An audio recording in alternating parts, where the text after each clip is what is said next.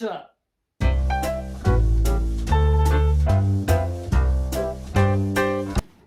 Hi. Welcome back to my channel. How are you guys today? Me, personally, I'm feeling a little fried. My mental health is not that great right now. I'm gonna be honest, and this is what this is all about. I'm gonna be honest, if you cannot tell by my demeanor. I am trying to make the best of things, and much like I like to do, I like to recount and remember positive moments in my life and to help boost my spirits. And something very recently happened and made me remember something that was pretty dang awesome. So I would like to share a story with you guys today. If you guys would be oh so interested, I know you guys have been asking about this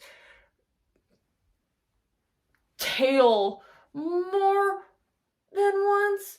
Also, found this vintage Goofy sweater, t-shirt thing while doing my awesome re-thrifting stuff. As you can see here, we are becoming quite a collection. As you can see, since our last video, I have made a set of creepy angel beautifulness. So they're all there, but anyway, story time. Let's do this. Story time. Picture it. Sicily, 1922. Sorry, I've been super into Golden Girls lately. It's on Hulu and I've been waiting too long to... Sophia is honestly the best part of that damn show. Love me some Betty White, but Sophia. Round two! No, I had to go get her because this story involves rare Maebh sighting. Dun dun dun! You match my shirt. Did you know that? You're not gonna stay for this, so I'm gonna kind of have to like love on you. But this is the story of how I got my boobs, my babes, my love, my Maebh. Really? Do you remember? Do you remember that you chose me? Yeah?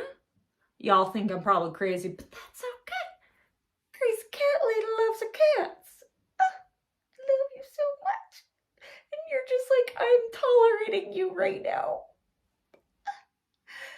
As of February 8th, I have had you and you have had me for 7 years.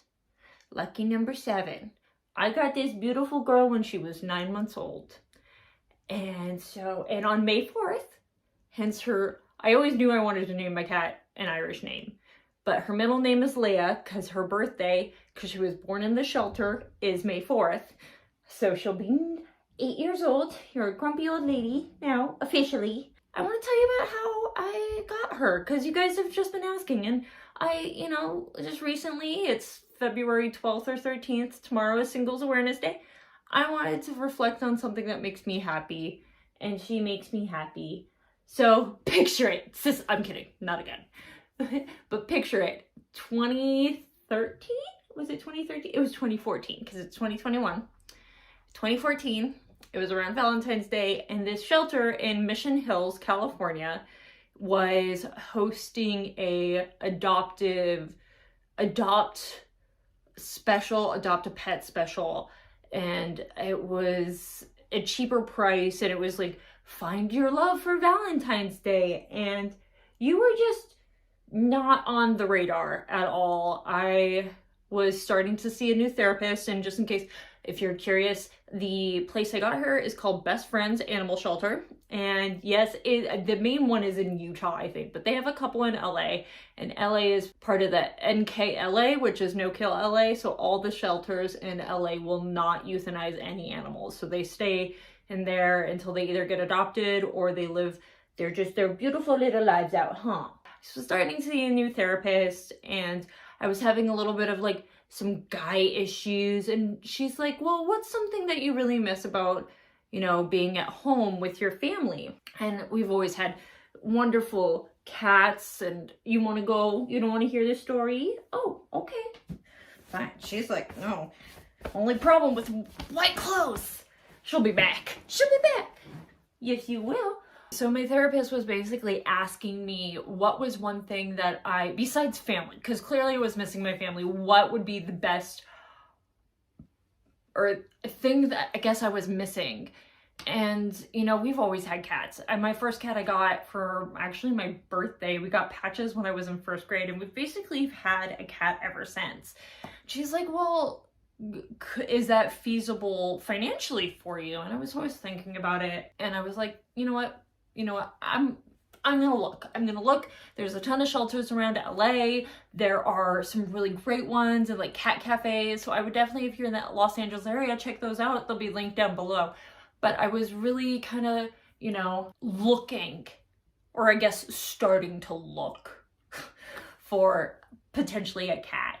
And where I was living in North Hollywood, Mission Hills was actually the closest place that had a shelter. So I started looking at the Best Friends Animal Society in Mission Hills, and I saw online this picture of this cat. She was part Maine Coon, clearly not Maebh, and her name was Juniper, and she was just beautiful. She was a little older, and I thought I wanted like a kitten so that I could grow with it and like kind of help shape its personality, you know, kind of like we'll be buddies since they were babies. But Juniper was about like, I think 3 or 4 years old, but she was so pretty.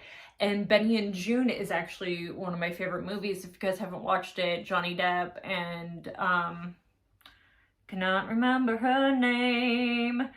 I know it's got like Aidan Quinn in it, but I cannot remember her. What is her name? I'm gonna put it like right here.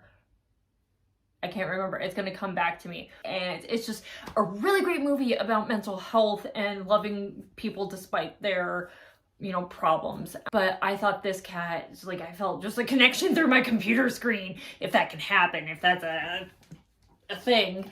And I decided I was gonna go and like go see Juniper. So I got on a bus because I didn't have a car, and I rode up to Mission Hills, and I walked the little bit from the bus stop to the shelter, and I walked in there, and they're like, what are you here for? And I was like, I might want to adopt a cat. I saw this cat on the website.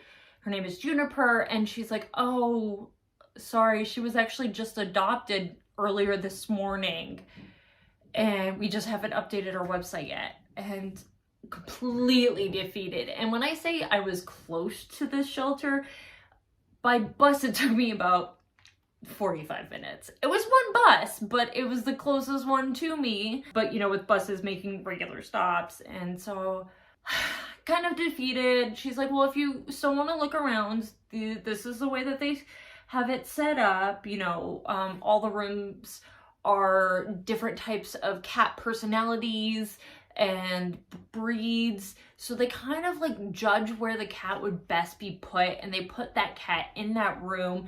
They also have a couple of cats that have, you know, FIV, different like diabetes, and so if you wanted a special needs cat, they had those. And I was feeling around, like I was having cats would come sit on my lap, and I don't know whether it was, you know, when I went into each of these rooms, if I was just feeling already defeated because I did not find the cat that I had presumably made a connection with via the computer screen. And so I was about to, you know, leave, and she's like, you know, we have, the person at the door was like, you know, we have one more room. It's the new arrivals. We just have not judged their personalities yet. They're all fixed. They just got out of there. They're recovering from, you know, if they had to get fixed, if they had to have any procedures or shots. They're kind of quarantined, but they're still adoptable. Did you want to go and see those? And I was like, yeah, sure. And so I walk into this room that basically has, I don't want to say cages because cages makes it sound bad, but they were kind of like blocks of cages, and it wasn't completely full, but there were different cats, and yes, they were available. They just weren't ready to be put with a regular population yet. And I was walking, and they were on both sides. So I was looking at this side, this side of the wall, and just looking at all these like different cats, and nothing was really clicking, like just age type, personality wise. And I'm about to turn around when I feel this little tiny claw just hook onto my sleeve. Just little tiny claw. Now, mind you, these bars are big enough for the cats to like stick a paw through, but I just feel this little tiny claw stuck to my my shirt. And the hallway isn't that between the cages that big, so it would definitely be possible. And so I turn around to like unhook this little claw from my sleeve, and it turns out it was this cat named Kitty. Yes, Kitty. On her little sheet, it said that she was born here in the shelter and that she was adopted as basically as early as a kitten can get adopted, and into a family with several other animals. Almost like they got a pet, like their own solo pet for each of their multiple children. Basically, Kitty got neglected, and I wouldn't say abused, but there was definitely like emotional abuse, but not like physical abuse. But Kitty was in very kind of like scared shape, timid shape. So as I unhook this little paw from my sleeve, I put it back, kind of like push it back in the cage, and I look at this little kitty, 9-month-old, black and white kitten, basically, and I look at her and I go, do you want to go home today? I didn't say my home or your home. I just said, do you want to go home today? And Kitty just kind of like looked at me and flopped over and showed me her belly and started purring. If you haven't guessed it by now, Kitty is Maebh. It was in that little, tiny little like hook on my sleeve that was that connection.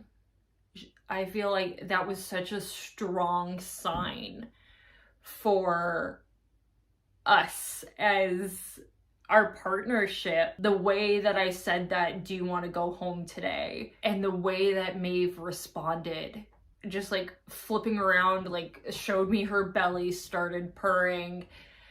I didn't even second guess anything. I grabbed the paperwork and I ran with it to the front desk, and they're like, are you sure you don't, like, they're all in cages, you don't get to pull them out and interact with them?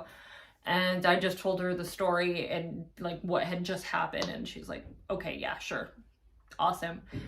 I kind of, like I said, knew I wanted to name her an Irish name, and when I told the lady at the front desk as I'm filling out the paperwork that, you know, this is how you spell it, she tried to do it the American way, and I was like, or the English way, and I was like, no, I want it the traditional Irish spelling, Maebh.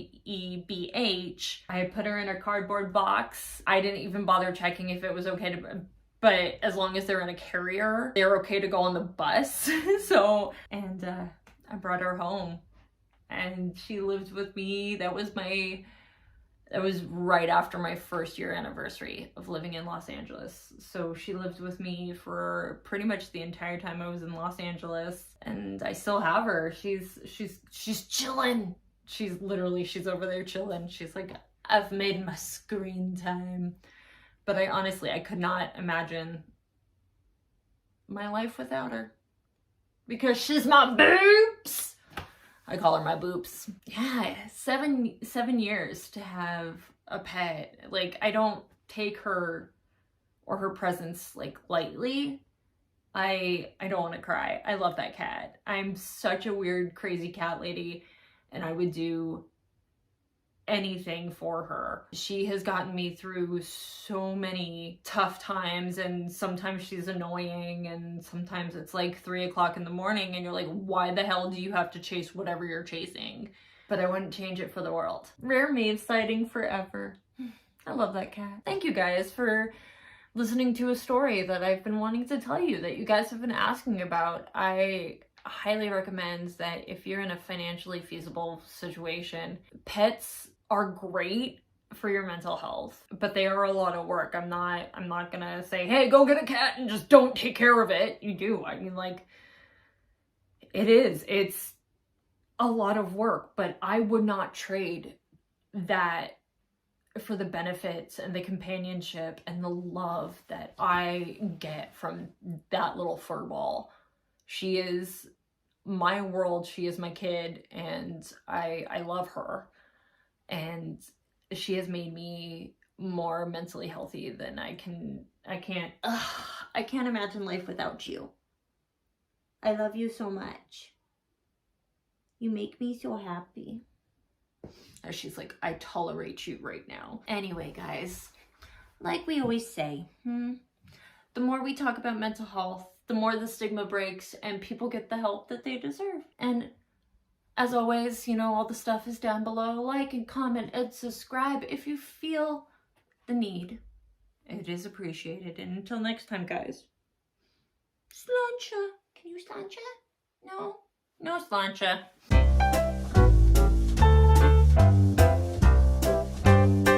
She's like, I don't want to. Come here.